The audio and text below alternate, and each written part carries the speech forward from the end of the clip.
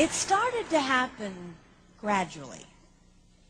I would walk into a room and say something, and no one would notice.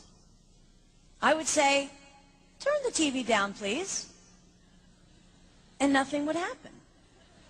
So I would get louder. "Turn the TV down, please." Finally, I would have to go over and turn the TV down myself. And then I started to notice it elsewhere. My husband and I had been at a party for about 3 hours, and I was ready to go. I looked over, and he was talking to a friend from work, and I walked over, and he kept right on talking. He didn't even turn toward me. That's when I started to put it together. He can't see me. I'm invisible. I'm invisible. Then I started to notice it more and more. I would walk my son to school, and his teacher would say, "Jake, who's that with you?" And my son would say, "Nobody." Granted, he's just 5, but nobody? One night, a group of us gathered, and we were celebrating the return of a friend from England. Janice had just taken this fabulous trip, and she was going on and on about the hotel she stayed in. And I was sitting there looking around at the other women at the table. I'd put my makeup on in the car on the way there. I had on an old dress because it was the only thing clean, and I had my unwashed hair pulled up in a banana clip, and I was feeling pretty darn pathetic. And then Janice turned to me, and she said, "I brought you this." It was a book on the great cathedrals of Europe.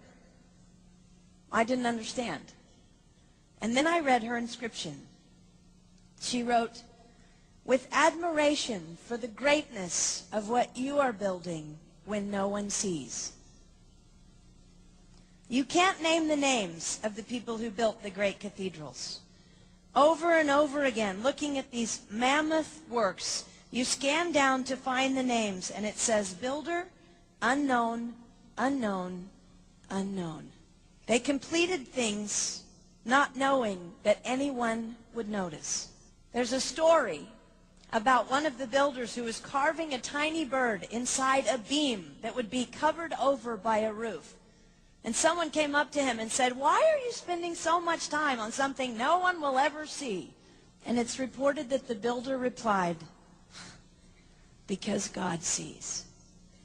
They trusted that God saw everything. They gave their whole lives for a work, a mammoth work, they would never see finished. They showed up day after day. Some of these cathedrals took over 100 years to build. That was more than one working man's lifetime. Day after day. And they made personal sacrifices for no credit. Showing up at a job they would never see finished, for a building their name would never be on. One writer even goes so far as to say no great cathedrals will ever be built again because so few people are willing to sacrifice to that degree. I closed the book, and it was as if I heard God say, "I see you. You are not invisible to me. No sacrifice is too small for me to notice. I see every cupcake baked, every sequin sewn on, and I smile over everyone.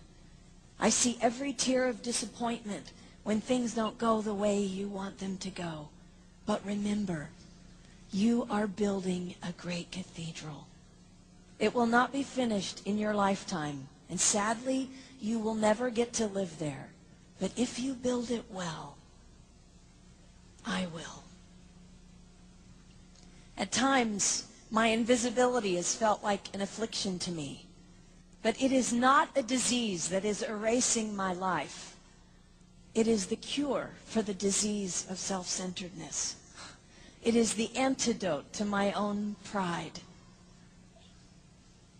It's okay that they don't see.